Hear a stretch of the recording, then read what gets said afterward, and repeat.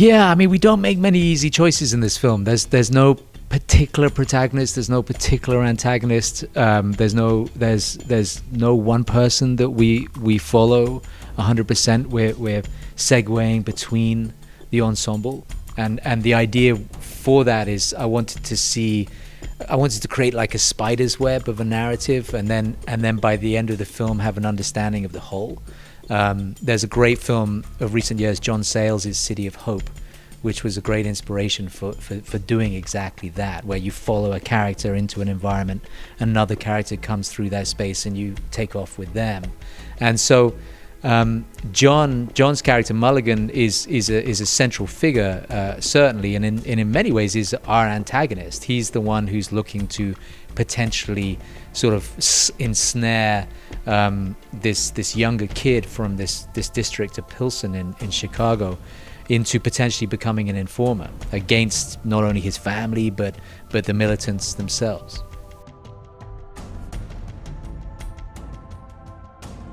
Well, I wanted to be true to Chicago, first and foremost. I mean, tell the story on the basis that it is set in Chicago, and tell the story of the people on the ground and the people who live in Chicago. And that is obviously a very diverse community and city. That said, I also wanted to tell the story of those who, for the purposes of the uprising, the militants.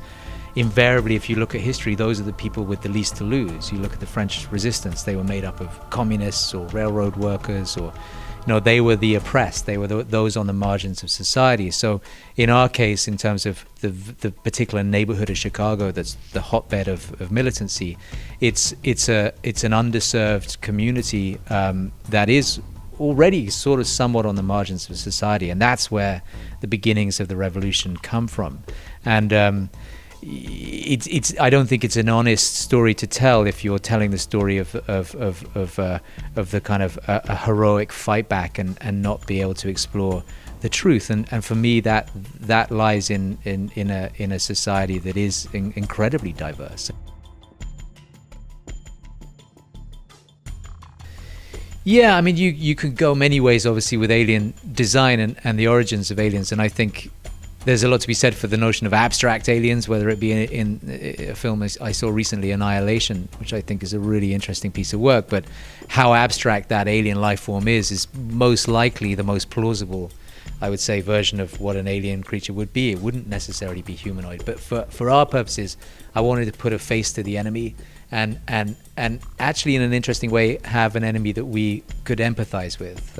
And so I wanted to build it around the idea that it's a humanoid form.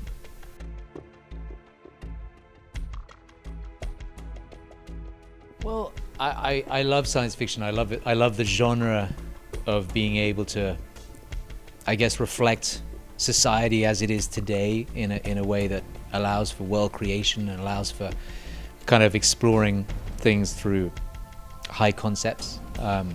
So Philip K. Dick, for example, is a great inspiration to me because of that notion of kind of dirty, grounded science fiction that has a plausibility to it. I love stories of people who rage against the machine. I love the idea of, I love Cool Hand Luke. I love One Flew Over the Cuckoo's Nest and Randall P. McMurphy. So I'm clearly for whatever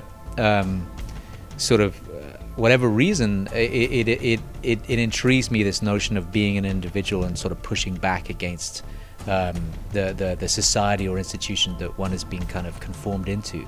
And I think, we all deal with that. We all make these choices in our life, whether it be career or family or home, or to sort of be able to sort of test those boundaries. And I think sci-fi and the idea of an occupation and the idea of a kind of uprising within that occupation is a really dramatic and intriguing kind of narrative to explore.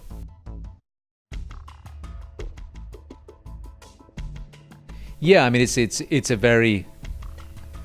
straightforward analogy, but it's one that is totally relevant, which is, we are told what people want us to believe and understand, because at the end of the day, economy drives everything in a capitalist society. And I'm no socialist, so I'm not saying anything from the left or the right. I'm saying on the basis of, when there is big business interests, there is always there's always repercussions to that. And in the case of the environment, certainly the environment suffers for it, and is not the priority. And I think there needs to be a sea change before there is that kind of elastic limit that we reach where there is this point of no return. I think that's coming down the tracks really fast, and it's really important, I think, for those in power to sort of begin to find other ways to profit.